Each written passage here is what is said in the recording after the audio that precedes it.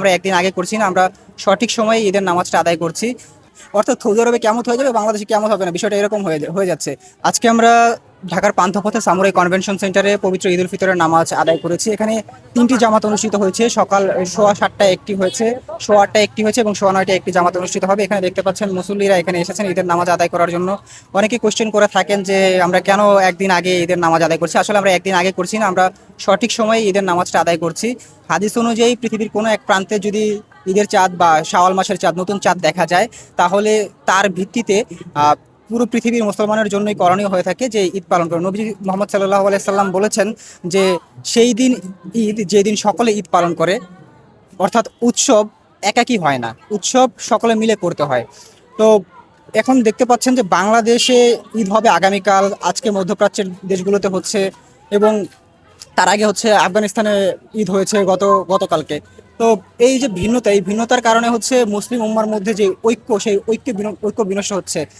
দেখেন, আমরা জুমার নামাজ যে আদায় করি, প্রতি জুমাই কিন্তু আমরা সেম দিনেই আদায় করছি। আজকে আজকে আমাদের এখানে শুক্রবার।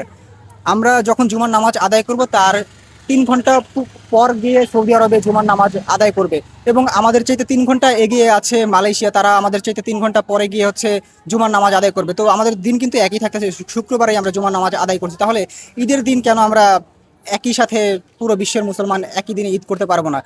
তারপর আরেকটা বিষয় যদি আপনাদেরকে বলি, তাহলে হচ্ছে আরাফার দিনের যে রোজাটা, আরাফা তো অনুষ্ঠিত হয় সৌদি আরবে। এখন বাংলাদেশে যেদিন হচ্ছে আরাফার দিন, যদি আপনি হিসাব করেন, যেদিন সৌদি আরবে আরাফার দিন, তা বাংলাদেশ হচ্ছে তার আগের দিন। তো নবীজি সাল্লাল্লাহু আলাইহি সাল্লাম বলেছেন যে আরাফার দিনে যদি কেউ রোজা রাখে, তার হচ্ছে 2 বছরের গুনাহ মাফ করে দেওয়া হয়। তো এখন আপনি যদি 2 বছরের গুনাহ মাফ করতে চান, তাহলে আপনি কোন দিনে রোজা রাখবেন? বাংলাদেশের আরাফার দিন নাকি সৌদি আরবের আরাফার দিন? আমরা কিন্তু তথ্য প্রযুক্তির মাধ্যমে জানতে পাচ্ছি যে সৌদি আরবে আরাফার দিন অনুষ্ঠিত হচ্ছে, অথচ আমরা বাংলাদেশে বসে আছি, আমরা বাংলাদেশে সেদিন রোজা রাখছি না, আমরা রোজা রাখছি তার পরের দিন।